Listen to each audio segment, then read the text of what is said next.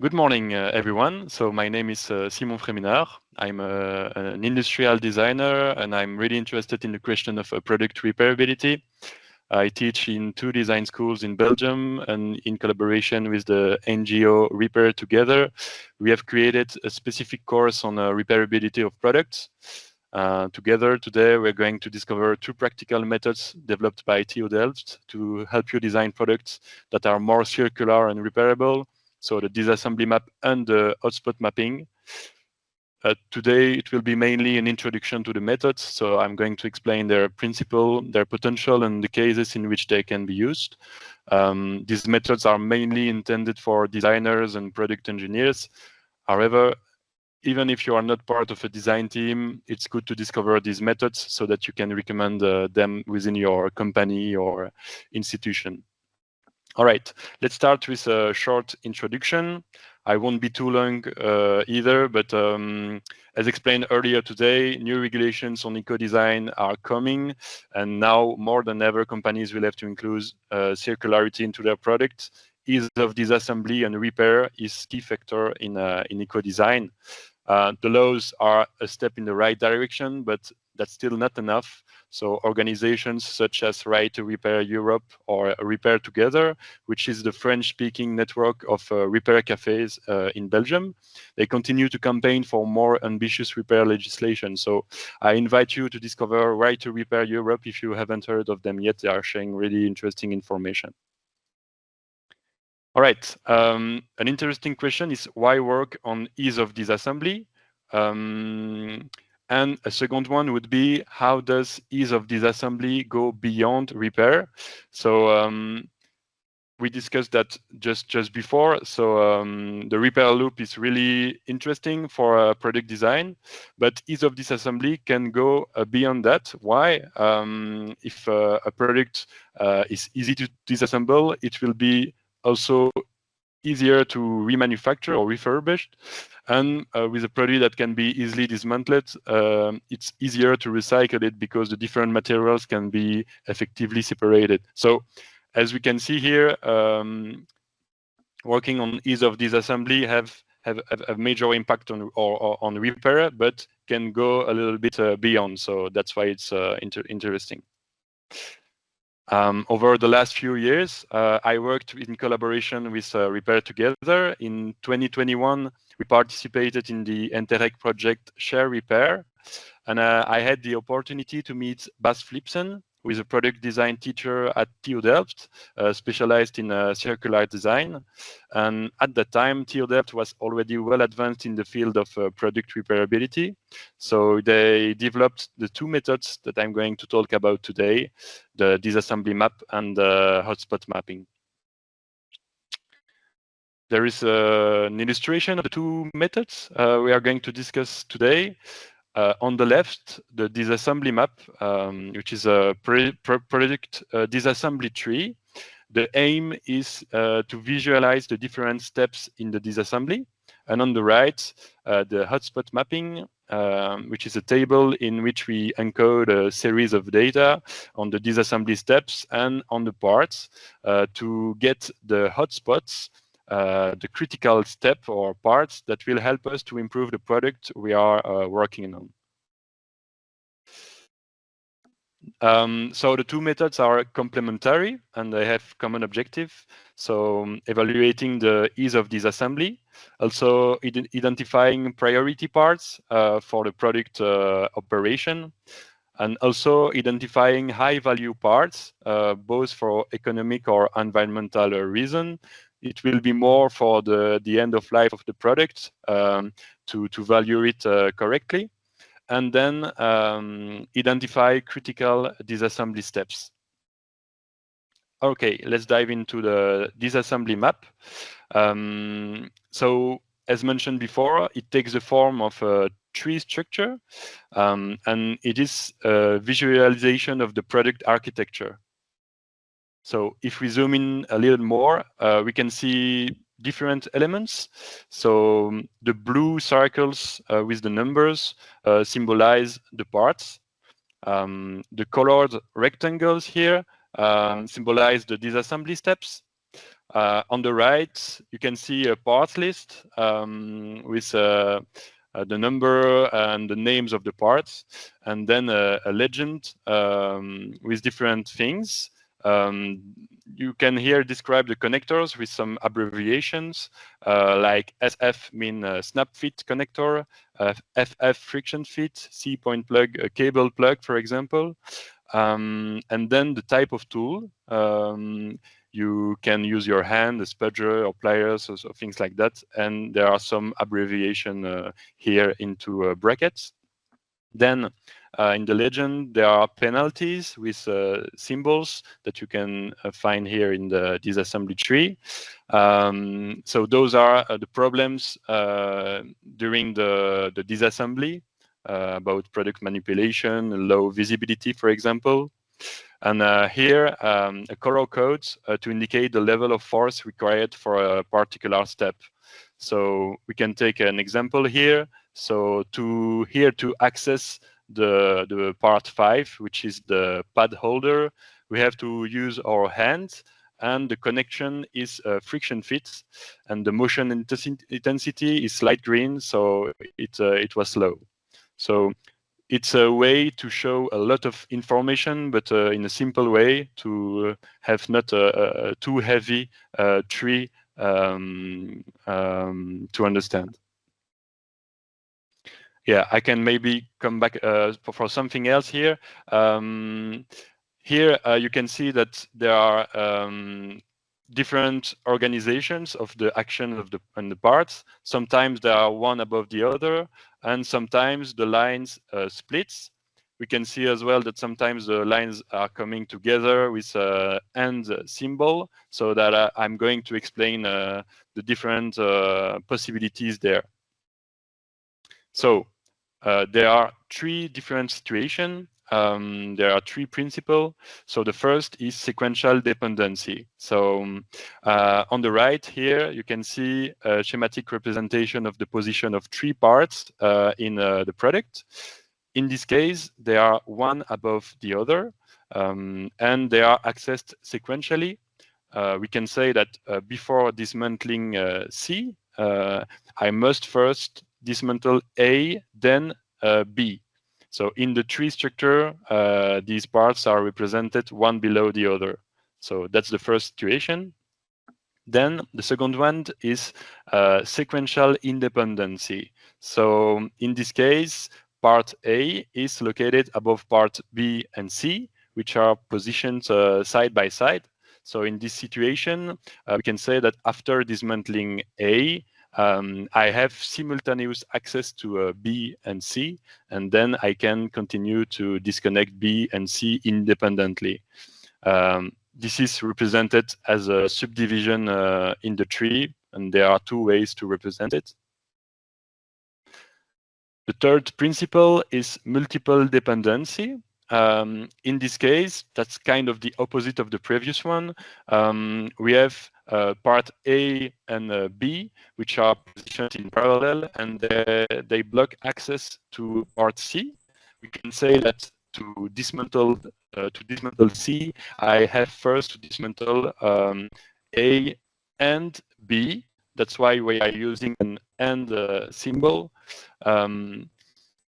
A and B are not specifically linked in the assembly. They could be in one place or in another in the product. And yeah, this is represented like this. There is 2 ways to represent this. This case is not the easiest to understand, but when you practice a little bit with the products, it's easier to see when you can meet this situation. Right. Before producing a final version of the disassembly map, we always recommend starting with a disassembly sketch. So it's a simplified version, and it works with sticky notes and with different color code. With in green, so it's the name of the part, and in yellow the actions, and in blue the starting point. So It makes it possible to collaborate with other people. So it's a good activity to do in teams with the design team to understand better the product architecture. And with the sticky notes, it's easier to make correction or to change their position instead of doing on a software. All right, let's now talk about the hotspot mapping. So as mentioned earlier in the presentation, the hotspot mapping can be used either before, after, or during the disassembly map. The aim of this tool is to provide a more in-depth analysis of the product, its components, and the disassembly steps. All right. It takes the form of Excel spreadsheet. So there are four main sections. The first is the product and team information, so the general information about the project. Then here is the part where the data will be encoded, so you will have to encode the data there. And then the overall results, in which you can find the total time to disassemble the product, the number of tasks, of steps, of tools, for example. And then one of the most interesting part is hotspot indicators. Everything in light blue can be edited, and everything in yellow is calculated automatically. All right, let's talk now about the disassembly data that you have to encode in the table. Each line in the table corresponds to a disassembly step. So for each step, there is a line. So this is really important. And you can see that there are different families of data. The first one is general, then you have activity, accessibility, functional, and material. So let's focus on the first one.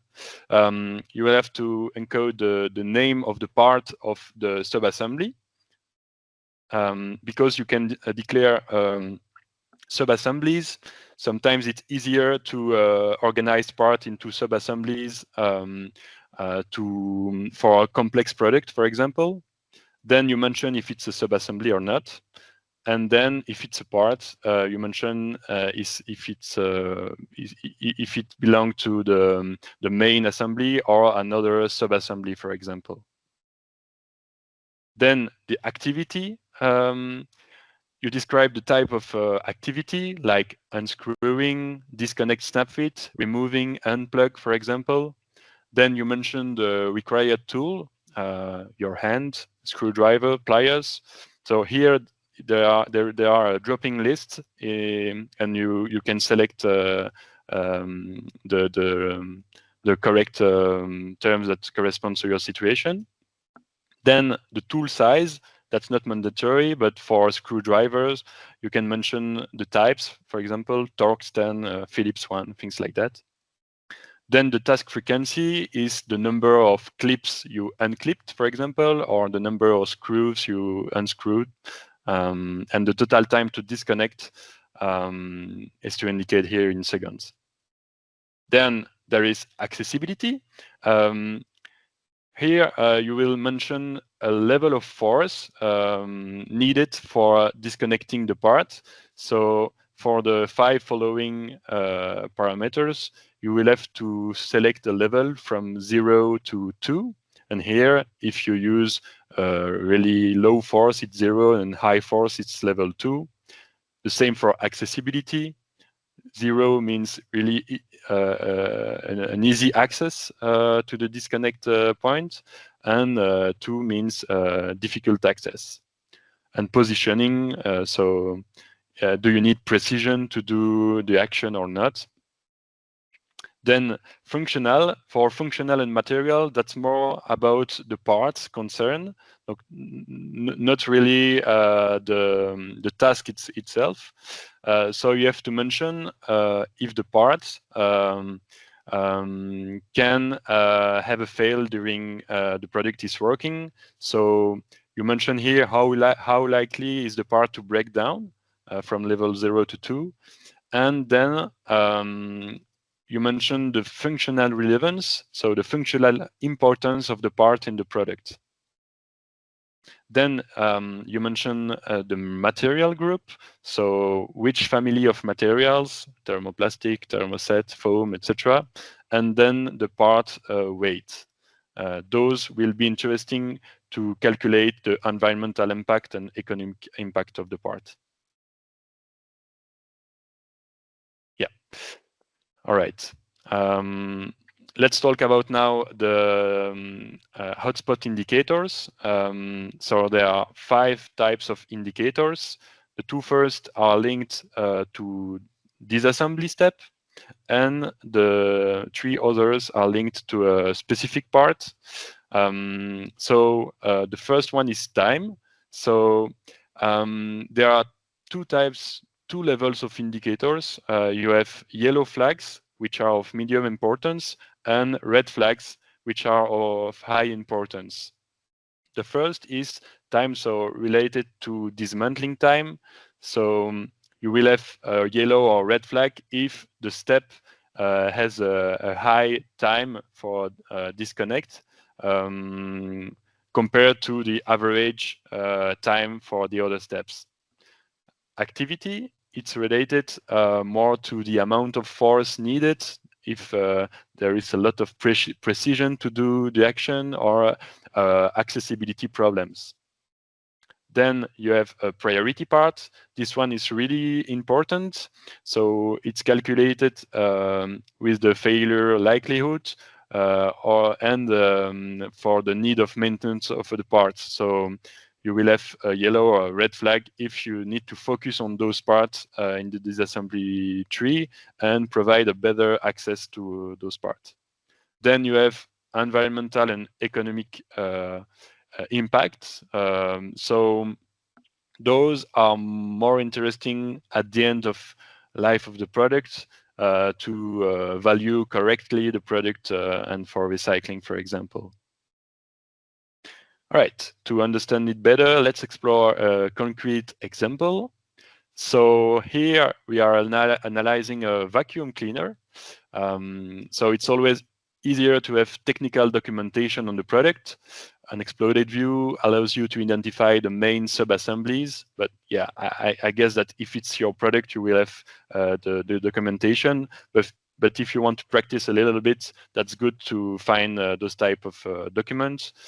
In this case, I have also listed the components available as spare parts. So this shows the number of parts, their name, and an illustration. So it's easier to recognize it. So the first major step is to dismantle the product. I always recommend dismantling the product the first time without collecting any data, just to familiarize yourself with the dismantling operation. Then, ideally, you should film yourself taking the product apart a second time. You will have less hesitation during the steps, and the dismantling time will be more accurate.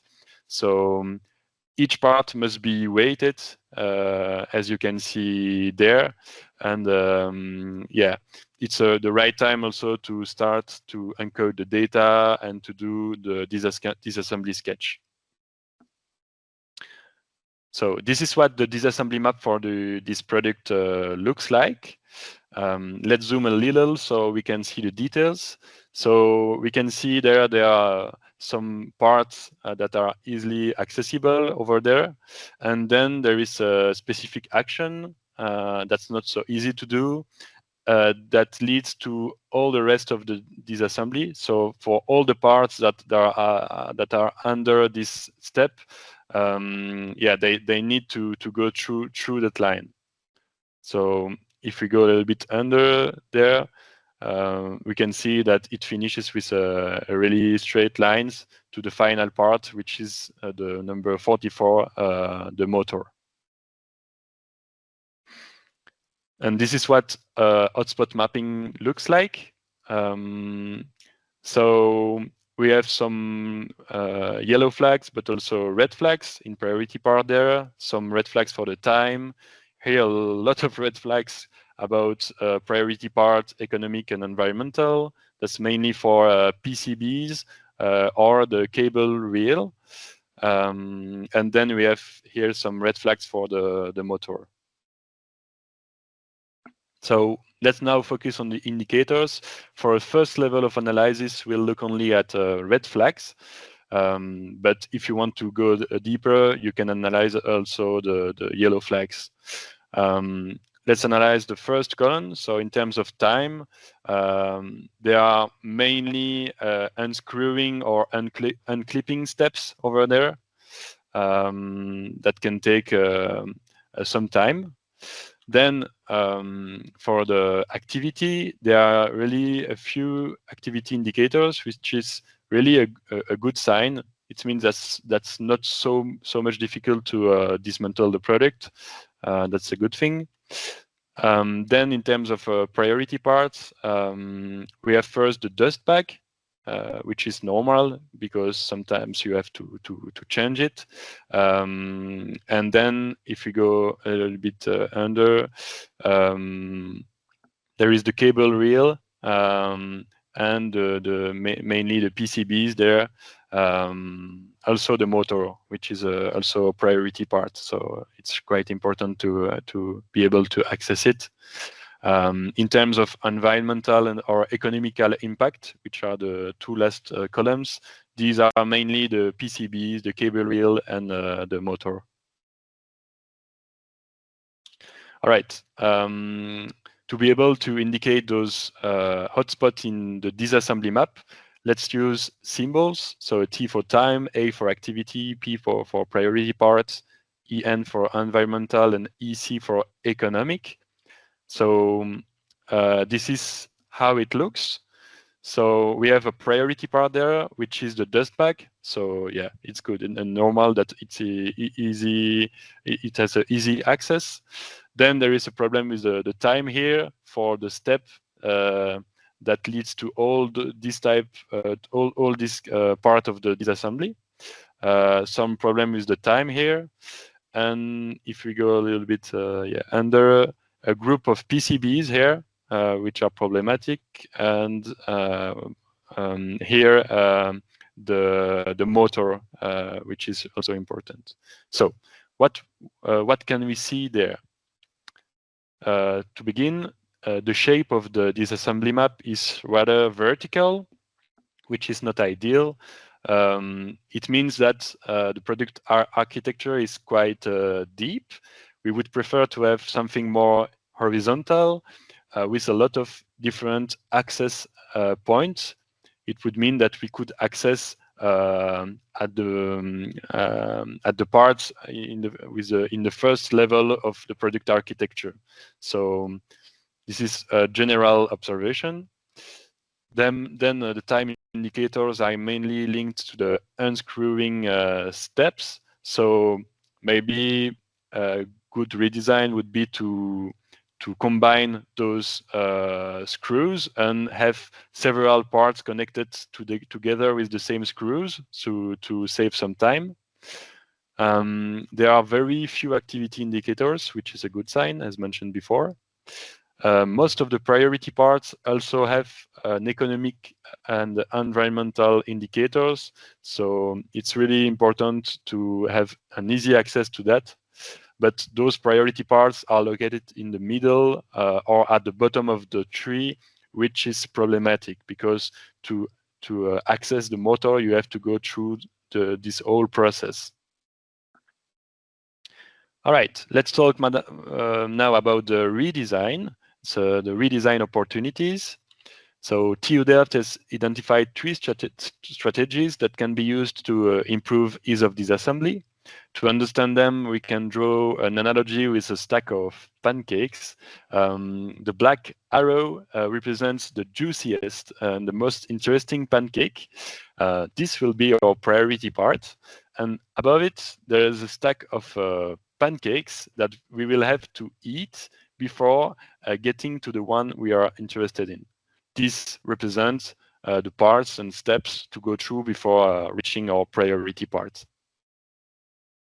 The first strategy is surfacing. With this technique, you'll need to move the juicy pancake on the top of the stack while you're cooking. In other words, the idea is to move the priority parts up the tree when designing the product.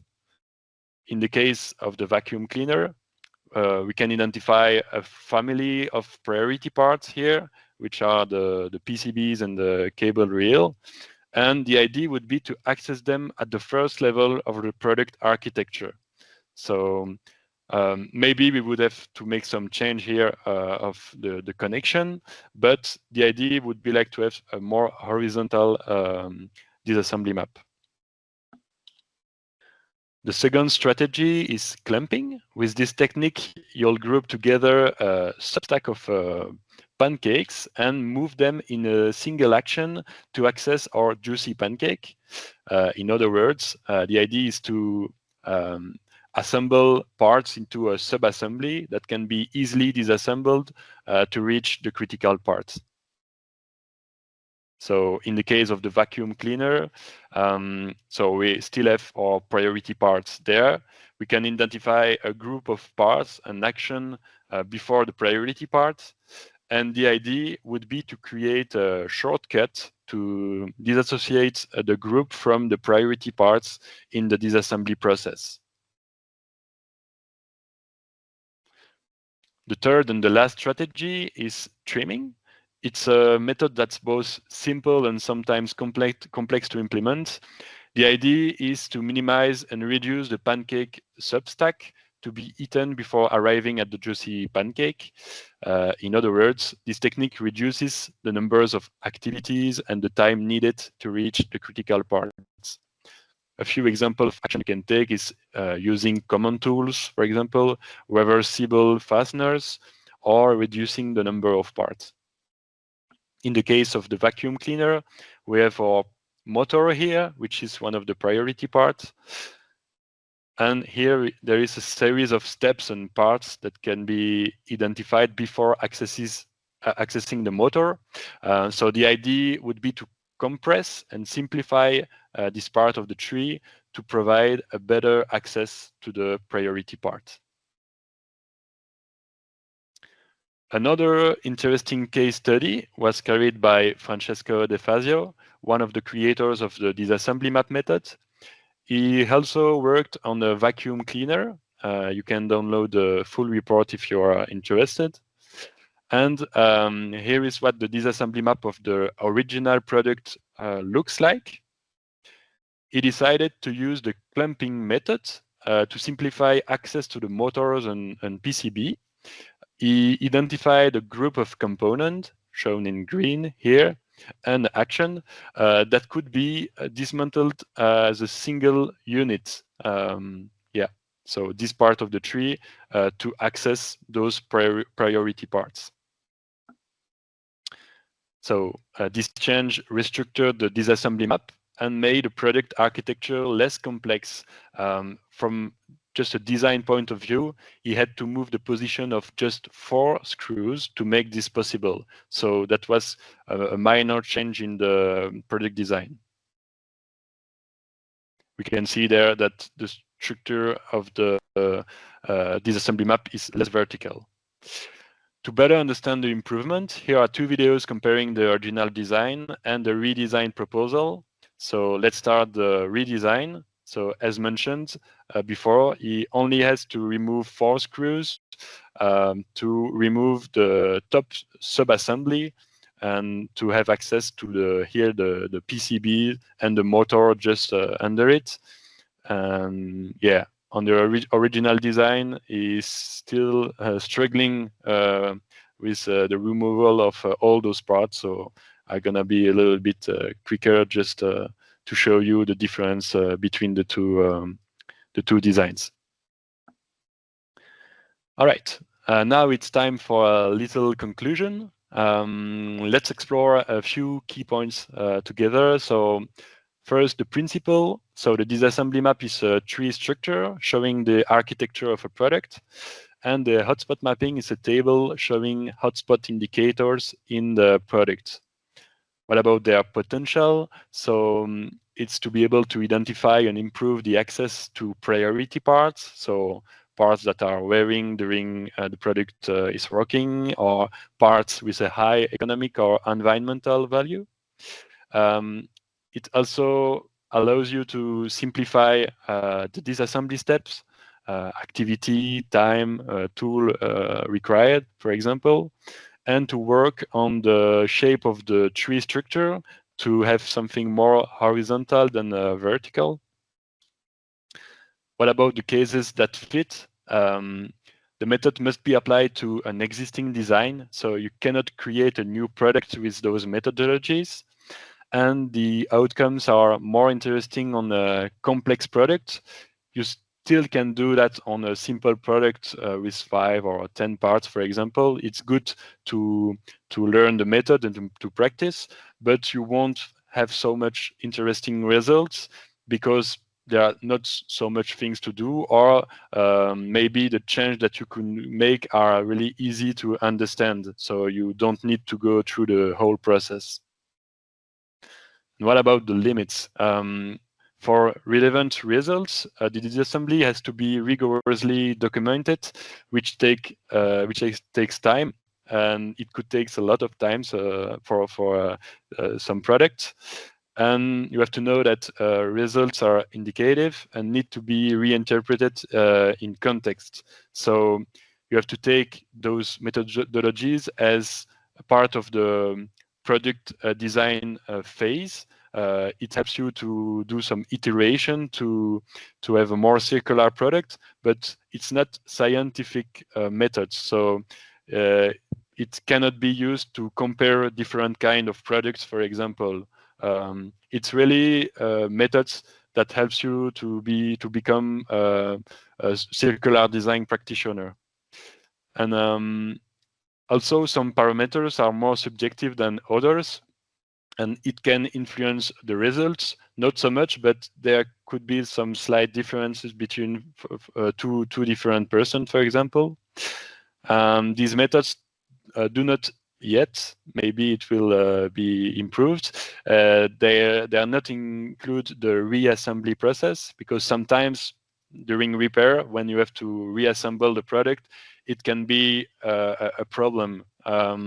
For springs, for example, if you disassemble a spring, sometimes it's quite difficult to get it into place when you want to do the reassembly process. So those tools are still evolving. So the goal is to use it and to get feedback to improve it in the future. To find out more, I share you here the 2 links, but you can find it online. So 2 articles that explains these methods in details. Also, TU Delft is organizing a masterclass on the topic in June. So for more information, you can visit their website. And if you'd like a guide or the Excel spreadsheet, don't hesitate to contact me by email. Those methods are open source, and I can send you the documents to practice it. All right, thank you for your attention.